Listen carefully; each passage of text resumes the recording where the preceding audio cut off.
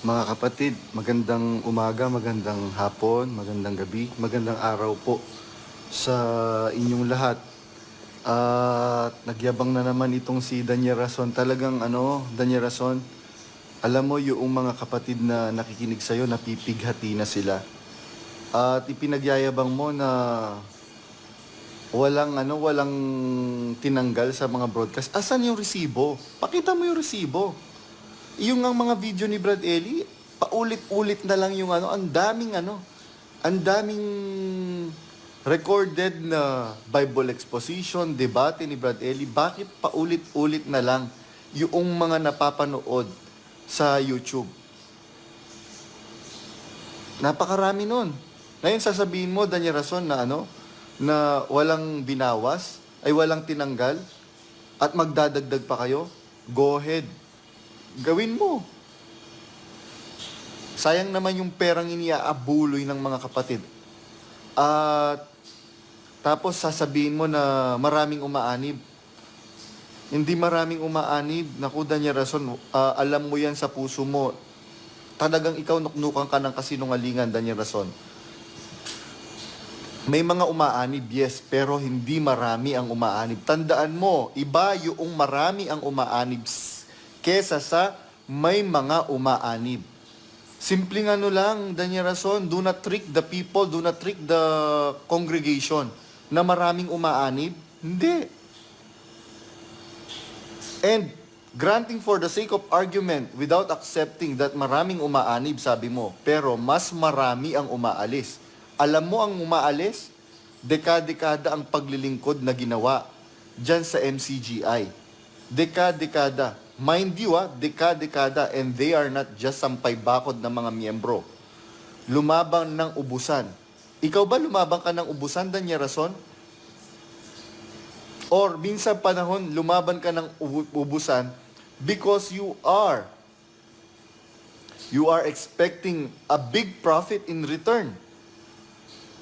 Tapos sasabihan mo ko na masama akong tao sa pasalamat nyo kagabi, na hiyang-hiya naman ako sa'yo, salbahe, tapos sasabihin mo na salbahe ako. Sino ang masalbahe? Hindi ba ikaw masalbahe? Hindi ba totoo na pinatungan mo sa loob ng sasakyan yung babae na kapatid ng isang MMC? Hindi ba totoo yon, Daniel Rason? Yung babae na yon, nasa Amerika na ngayon yon. Biro mo, bakit mo papatungan? Hipuin nga yung babae, bawal, di ba?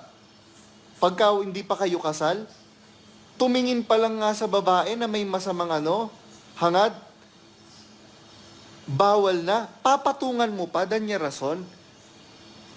Sa loob pa ng sasakyan, talagang itong si Daniel Rason, mahilig siya sa mahilig siya sa sex sa loob ng sasakyan.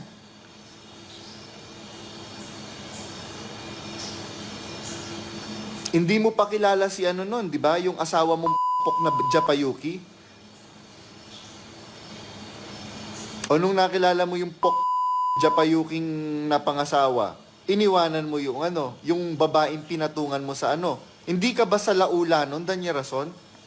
Napakasalaula mo.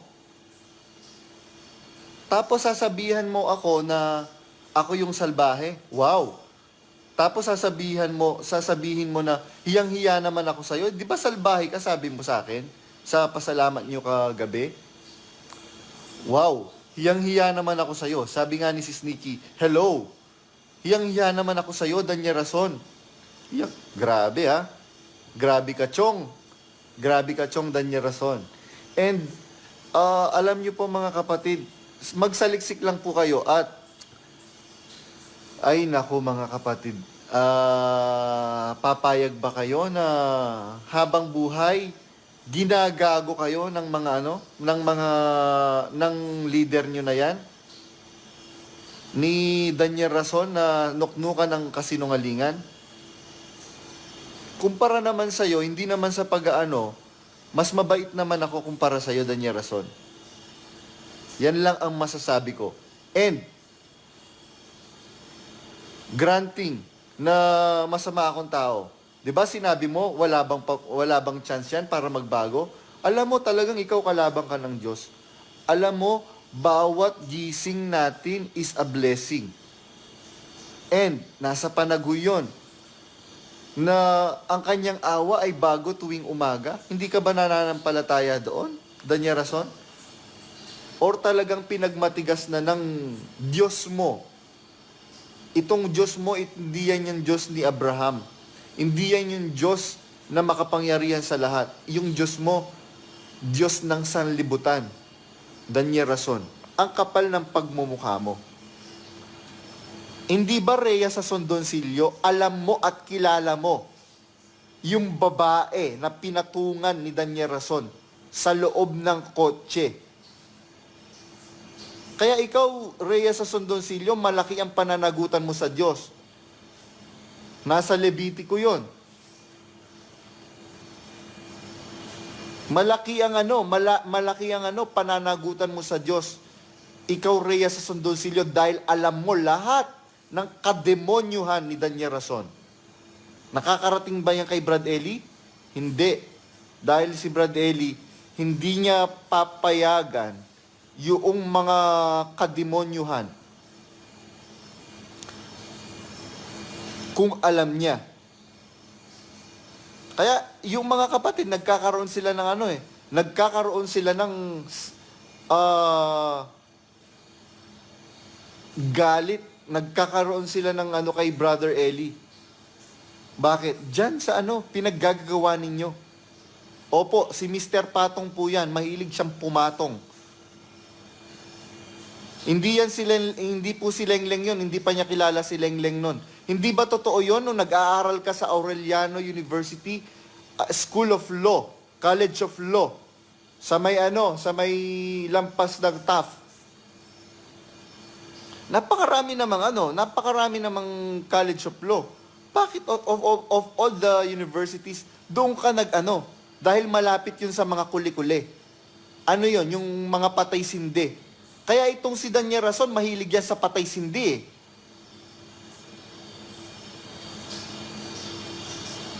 Tapos sasabihan mo, nasalbaya ko, hello Danya Rason.